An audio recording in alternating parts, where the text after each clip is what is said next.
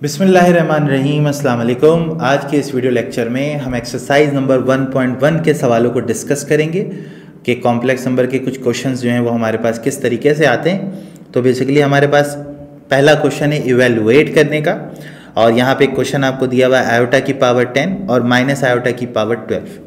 तो जनाब हमारे पास क्या होगा कि जब हम कॉम्प्लेक्स नंबर को सॉल्व करते हैं तो हम एक बात का ख्याल रखते हैं कि कॉम्प्लेक्स नंबर की कुछ पावर्स होती हैं, उनको हमने कैसे डील करना है। तो देखें, सबसे पहले तो इस लेक्चर में मैं आपको बता दूं, अंडर रूट में -1 का मतलब होता है आयोटा।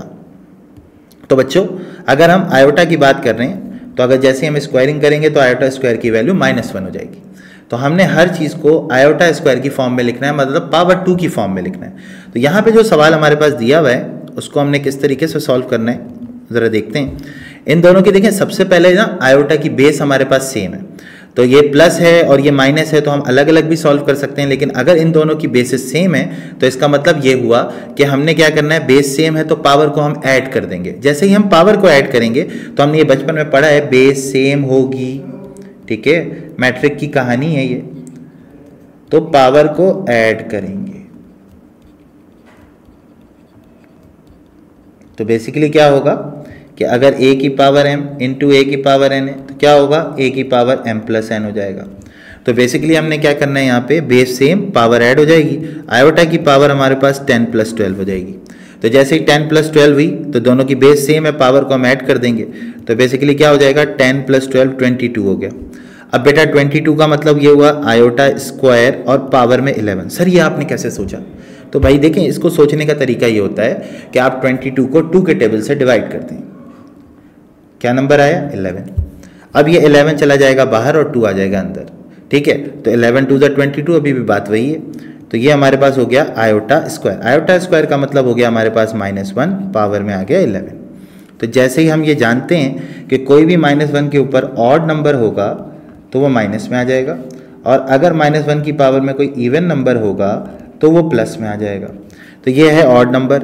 ऑड नंबर का मतलब 1, 3, 5, 7, 9, 11, ये सारे ऑड नंबर्स होते हैं। तो ये बेसिकली क्या हो गया, -1, और ये बाहर एक माइनस बैठा है, माइनस इस माइनस पे हमला करेगा तो माइनस माइनस क्या हो गया, +1। तो बेसिकली हमारे पास आयोटा की पावर 10 इंटू आयोटा की माइनस आयोटा की पावर 12 जो है वो +1 के बराबर आ गया। ये हमारे सवाल का आंसर आ गया। नेक्स्ट हमारे पास है, for what value of n iota की power n is equal to 1 -1 iota minus iota, और n की वैल्यू हमें बताई जा रही है 1 से लेके 4 के दरमियान है। बेटा ये जो एक साइन है ना, इसको ज़रा समझ लें आप। n की वैल्यू ग्रेटर देन और इक्वल्स टू 1, मतलब ग्रेटर देन भी है, इसका माउथ इधर खुला है तो इसको हम ग्रेटर पढ़ेंगे, इसका माउथ इधर क्लोज है तो हम इसको, ये नाराज़ है बेचारा, ये खुश है बेचारा, ठीक है ना।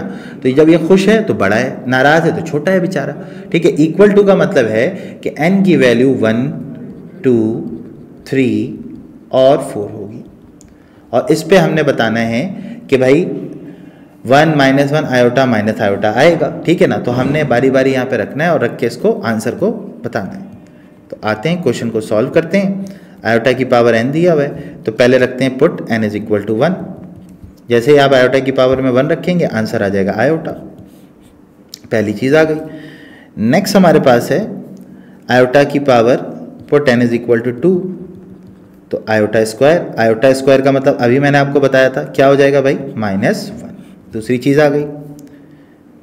देन पुट n = 3, तो आयोटा की पावर 3, और इस आयोटा की पावर 3 को आप ब्रेक कर दें आयोटा स्क्वायर इंटू आयोटा में। कैसे किया इसको हम यूँ लिख लेते हैं, 2 + 1। अब बचपन में पढ़ा बेस सेम पावर ऐड, तो एक बेस के ऊपर अगर 2 से ज़्यादा पावर होगी तो क्या करेंगे, उसको अलग अलग कर लेंगे।